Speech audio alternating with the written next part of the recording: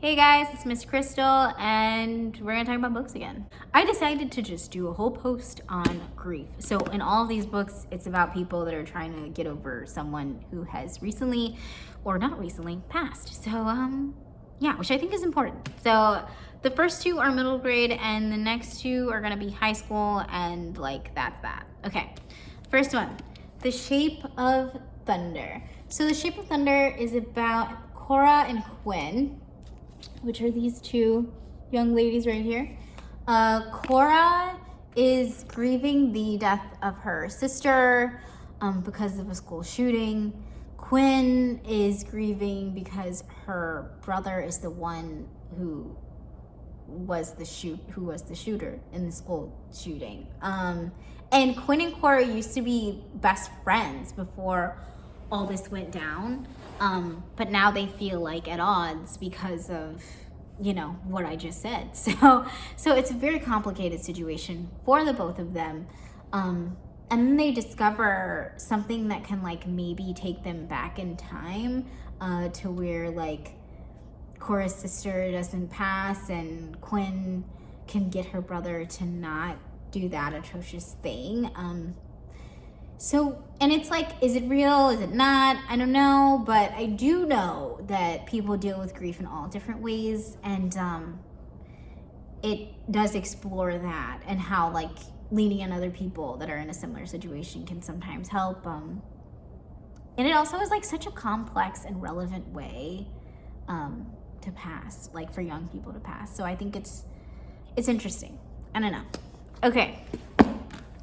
Glitter Gets Everywhere. I love this title. I think it's so cute. And the whole thing is the reason why it's called that is because in the book, the girl Kitty says that grief is like having glitter, that you're trying to, when you throw glitter everywhere and you try to clean it up, you never can completely clean it up.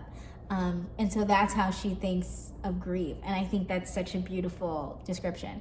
But Kitty lost her mom, and she is reeling from that, as most would, especially very young ones.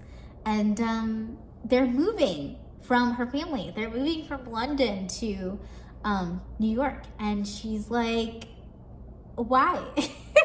Oh, she doesn't want to move. She doesn't want to leave her friends. She doesn't want to leave her grandma. You know, nobody likes change, so she's not into it. And also, she feels like all the memories of her mom are in London, you know? So it's like, I'm going to move to this new place, and there's going to be no reminders of her anymore. And, like, that's going to be unsettling, you know? So she moves to this new place, and she is making new friends. She finds this boy who she ends up being friends with. And she starts to realize like that you can carry around someone very important with you wherever you go. You don't have to be in a centralized location. So I think it's like a good one. It's a feel good for anyone. Give this out to someone, a kid who's might be struggling with a bit of grief. Okay. Next one, The Tragedy of Dane Riley. So I haven't read this one yet. It sounds really weird.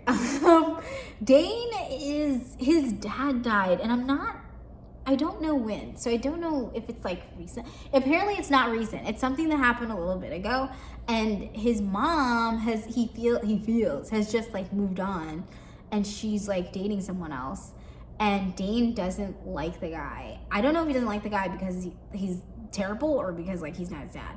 And then her boyfriend also has like a son who's like kind of tormenting Dane. And then Dane is also struggling with like some mental health stuff, and feels like he's losing his grip a little bit. And then the girl next door is somebody that he has a crush on. So Dane is going through a lot, apparently. Yeah, I feel like I need to read this one to like really, really understand. But so far it's got me interested. I don't know about you. Okay. Bruised. So Bruised, oh my god, this cover's so cute. So Bruised is about a roller derby girl. Well, she wasn't when she started. This is a young lady that all of her parents, her whole family died. Like her parents died in a tragic accident. I believe it was a car crash. And in order to like not feel from that epic loss, she has been like hurting herself. Yeah, so sorry, like disclaimer, she has self-injury complex. And the way that she does that is by like hitting herself basically, or like hitting herself with different objects basically, so that like she can be bruised, and she likes like pressing on the bruise whenever she starts to feel like out of control of her emotions, and it helps to like solidify them and like, you know, ground her basically. But it's obviously no way to live life.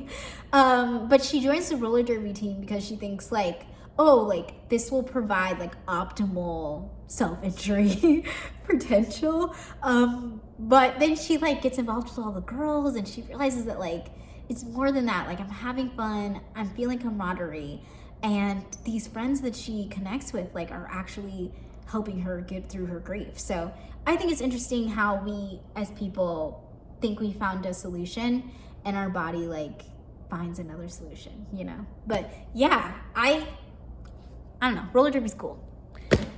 That's it for me. I guess I will see you guys soon, and see ya.